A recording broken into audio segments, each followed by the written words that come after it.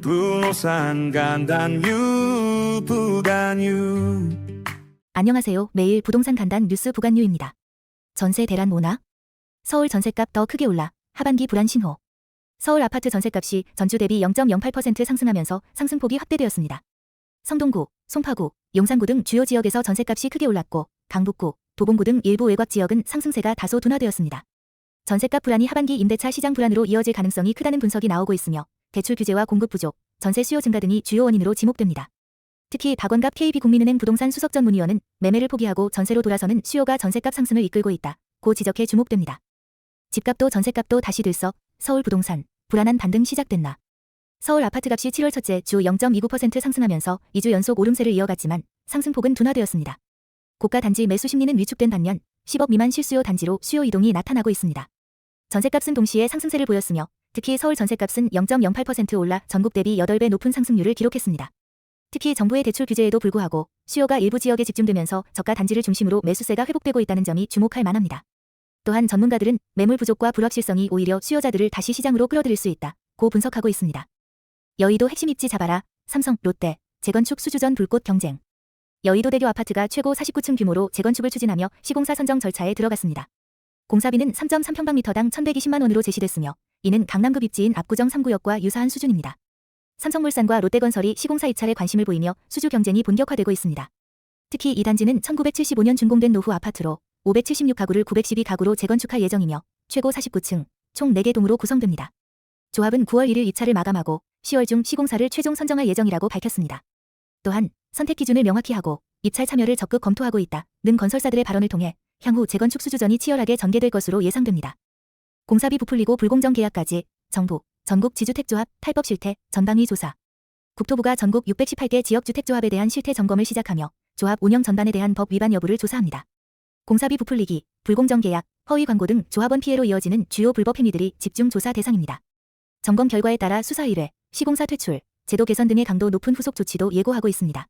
특히 이번 조치는 이재명 대통령이 지역주택조합 피해자 대책을 언급한 이후에 나온 것으로 조합원 보호와 사업의 투명성 확보에 대한 정부 의지를 강하게 드러낸 것으로 보입니다. 국토부는 단순 점검에 그치지 않고 제도 전반을 개선하는 계기로 삼겠다고 밝혔습니다. 지역주택조합 관련 투자나 참여를 고려 중이신 분들께는 이번 점검 결과를 예의주시할 필요가 있겠습니다. 22주째 오르지만 서울 집값 다시 주춤하나?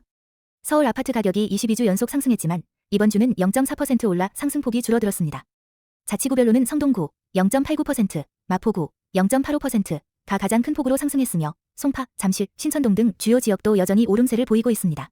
반면 지방 아파트 가격은 전주보다 0.02% 하락하며 수도권 외 지역의 열기가 다소 식고 있는 양상입니다.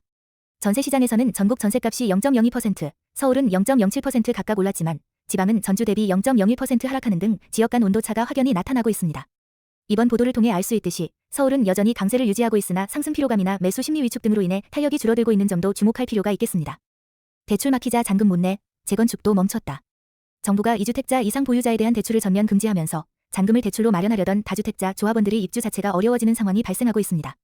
최근 일부 재건축 단지에서 잔금 100%를 마지막에 한꺼번에 납부하는 방식이 확산되었는데 대출 불가로 인해 청산하거나 지분을 포기해야 할 위험까지 제기되고 있습니다. 정부 규제를 피하기 위해 시공사로부터 추가 사업비 대출을 받는 방식도 늘어날 수 있지만 이는 향후 추가 분담금 문제나 사업성 저하로 이어질 수 있다는 우려도 나옵니다. 조합원들 사이에서는 당초 동의한 조건이 바뀐 것 아니냐는 반발도 제기되고 있으며 현장에서는 불확실성과 자금 부담이 커지면서 사업 지연 가능성도 커지고 있습니다. 10억 초과 집, 대출 막혔다. 잠실, 강남 청약 당첨자, 잔금 패닉. 6.27 대책으로 10억 원 초과 아파트에 대한 잔금 대출이 전면 차단되면서 서울을 포함한 주요 청약단지 당첨자들이 자금 마련에 비상이 걸렸습니다. 특히 강남권 대단지인 잠실 류엘, 오아에르 등 4,200가구 규모의 후분양 단지는 계약 후 6개월 안에 잔금을 치러야 하는데 정부의 대출 한도 6억 원 제한으로 상당수 실수요자들이 큰 혼란을 겪고 있습니다. 지난달 서울, 구평, 국민평형, 분양가가 평균 16.9억 원에 달하며 현금 여력이 부족한 중산층 실수요자들이 가장 큰 피해를 보고 있습니다.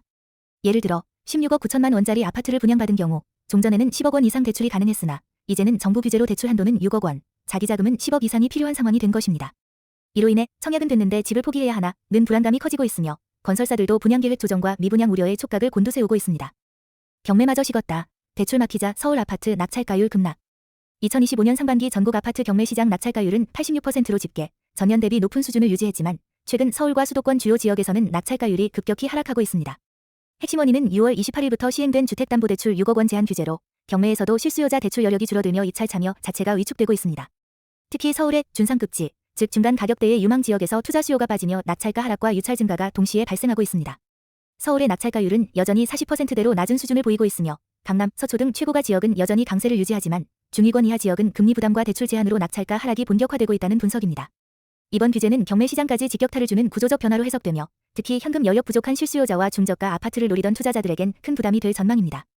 집값 올랐더니 세금 폭탄, 서울 재산세 2조 돌파, 강남 3구 집중. 2025년 7월분 서울 재산세는 총 2조 3,624억 원으로 전년 대비 약 1,861억 원, 8.6% 증가했으며 주택 부문만 놓고 보면 무려 10.8%, 1,650억 원 급증했습니다. 세금 증가의 주된 원인은 공시가격 상승, 특히 공동주택과 개별주택 가격이 오른 데 있습니다. 강남 3구, 강남, 서초, 송파에만 전체 재산세의 38.3%가 집중되었으며 강남구는 4,119억 원으로 서울시 자치구 중 가장 많았습니다. 또한 재산세가 부과되는 대상 주택수는 전년보다 12만 건, 10.1% 늘어난 387만 건에 달했고 공정시장 가액 비율 60% 적용에도 불구하고 실제 세부담은 증가했습니다. 서울시는 세금 부담 완화를 위해 한 가구 1주택자의 경우 공정시장 가액 비율을 기존 수준 3억 이하 43%, 6억 이하 44%, 초과 45%로 유지했다고 밝혔지만 집값 상승 구간에 속한 다주택자나 고가주택 보유자는 사실상 실질 부담 증가를 체감할 수밖에 없는 구조입니다. 7월 31일까지 납부하지 않으면 3%의 가산세가 붙고 9월부터는 자녀 금액에 대해서도 과세가 이어진다는 점도 주의하셔야 합니다. 10%만 내고 내 집 마련? 정부, 지분적립형 주택, 첫 출격. 지분적립형 주택이 정부 공공주택 1호 사업으로 본격 도입되며 초기 분양가의 10%만 내고 입주가 가능한 구조입니다. 입주자는 이후 20년간 일정 비율로 지분을 나눠서 매입하게 되며 월세보다 낮은 수준의 주거비로 시작해 점진적으로 자산을 쌓아가는 방식입니다. 청년, 신혼부부, 저소득층 등 주거 취약계층을 대상으로 공급되며 주거급여 대상자에겐 월세 지원까지 병행됩니다. 특히 최초 입주 시 분양가의 10에서 25%만 부담하고 이후 5년 단위로 점진적 매입이 이뤄지는 구조로 주거 사다리를 회복하겠다는 정부의 의지가 반영되어 있습니다. 정부는 이번 정책을 통해 무주택 실수요자의 내 집 마련 장벽을 낮추고 공공분양시장의 구조적 개편을 시도하고자 합니다. 반면 향후 주택 가격 하락 시 리스크는 입주자가 일부 부담하게 되는 구조이기 때문에 중장기 정책 성과는 면밀히 지켜볼 필요가 있습니다. 집 비워줘야 하는데 대출 막혀, 전세 퇴거 대란, 정부 대책 구멍 뚫렸다. 6월 27일 발표된 부동산 대책 이후 1억 원 이상 전세 퇴거 자금 대출이 전면 중단되면서 기존 임차인을 내보내야 하는 집주인들이 대출 없이 전세금을 돌려줘야 하는 상황에 처했습니다. 금융권은 명확한 세부 지침이 없어 대출 심사를 보류하고 있으며 특히 다주택자와 수도권 임대차 계약자에 대한 대출 가능 여부는 여전히 불명확합니다. 이로 인해 전세 퇴거가 지연되거나 계약 갱신이 불가피해지는 등 실수요자와 임대인 모두에게 피해가 발생하고 있습니다. 기사에서는 계약일 기준인지 소유권 이전일 기준인지에 대한 판단이 엇갈리고 있어 현장에서 수많은 착오와 혼란이 발생하고 있다고 지적합니다. 정부는 세부 지침을 마련 중이라고 해명했지만 이미 대출 신청을 준비하던 다수의 실수요자들이 큰 불이익을 보고 있는 상황입니다. 특히 집주인이 대출로 전세보증금을 마련하려던 계획이 무산되면 임차인의 이사 계획도 함께 꼬이는 도미노 효과가 우려됩니다. 실제 적용 기준이 불명확한 상태에서 혼란이 이어지고 있는 만큼 조속한 행정 지침 마련이 시급해 보입니다. 반포는 꺾이고 금천은 오른다. 서울 집값, 규제 후 힙이 엇갈려. 6.27 대출 규제 이후 서울 강남권, 강남, 서초, 송파, 주요 아파트 단지의 상승세가 확연히 둔화, 고가 단지 중심으로 수억 원씩 호가 하락이 나타나고 있습니다. 반면 대출 규제 영향이 상대적으로 적은 금천, 관악, 구로, 일명, 금관구 등 외곽 지역은 소폭 상승, 실수요자 중심의 거래가 이어지고 있습니다. 실제로 반포자이 전용 84평방미터는 33억 30억 원, 잠실S 84평방미터는 34억 32.5억 원 등 수억 원대 급락 사례가 확인되었습니다. 한국부동산원의 자료에 따르면 2월 30일 기준 서울의 아파트 가격 주간 상승률은 전반적으로 하락세로 돌아섰으며 한강 벨트 지역은 상승폭 감소, 외곽 지역은 소폭 오름세로 나타났습니다. 규제의 충격이 즉각 반영된 강남권과 규제를 피해간 실수요 중심의 외곽권 시장의 흐름이 완전히 갈라지는 양상입니다.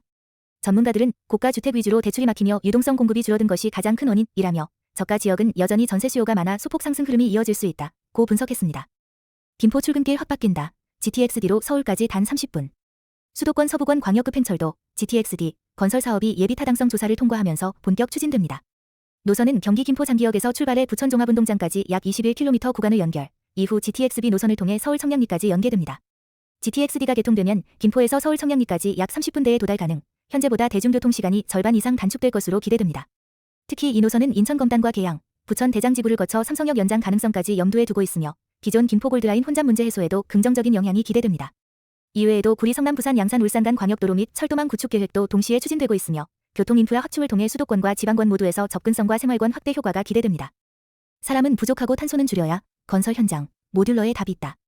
건설 인력의 고령화와 인력난이 심화되는 가운데 현장 중심의 전통적 건축 방식 대신 공장에서 미리 제작해 조립하는 모듈러 건축 OSC 방식이 대안으로 주목받고 있습니다. 모듈러는 공사 기간을 단축하고 탄소 배출을 최대 44%까지 줄일 수 있는 효과가 있으며 특히 도심 주택 공급 확대, 아파트 공공임대 등에서 유용하게 활용될 수 있다는 분석입니다. 하지만 현행 분리발주 제도와 규제 장벽, 경제성 미흡 등으로 활성화가 더디며 정부 차원의 인센티브 확대 및 제도 개선 필요성이 제기되고 있습니다. 2023년 국내 모듈러 건축 시장은 8,059억 원 규모로 빠르게 성장 중이며 특히 전기, 통신, 소방공사를 따로 나누는 분리발주 제도는 생산성과 시공 효율성을 저해하는 요소로 지적됩니다. 전문가들은 모듈러는 기존 방식보다 공기를 35% 단축하고 공사비는 최대 10% 절감 가능하다며 전문 인력 부족 시대에 가장 실현 가능성 높은 대안이라고 평가하고 있습니다. 집값 안 떨어지면 금리 못 내린다 하는 총재의 경고 메시지. 한국은행이 기준금리를 연 2.5%로 11차례 연속 동결한 가운데 이찬용 총재는 금리 인하 전에 집값 하락 여부를 먼저 확인해야 한다고 언급했습니다. 그는 가계부채 증가세가 둔화되더라도 집값이 확실히 꺾이지 않으면 금리를 쉽게 내릴 수 없다는 메시지를 강조했습니다. 이 총재는 미국 연준의 정책, 국내 부동산 시장의 회복 속도, 물가 안정 상황 등을 모두 고려해야 한다며 조기 금리 인하에 대해 신중한 태도를 보였습니다. 특히 기사에서는 금리 인하 기대감에 다시 주택 매수 심리가 살아나면 정책 효과가 반감될 수 있다는 경고가 담겨 있으며 가계부채와 집값 간의 연동성에 대한 한국은행의 우려가 고스란히 드러납니다. 시장에서는 빠르면 8월 기준금리 인하 가능성도 점쳐졌지만 부동산 가격이 뚜렷하게 하락하지 않을 경우 연내 동결 유지 가능성도 높아졌다는 분석입니다. 구독, 좋아요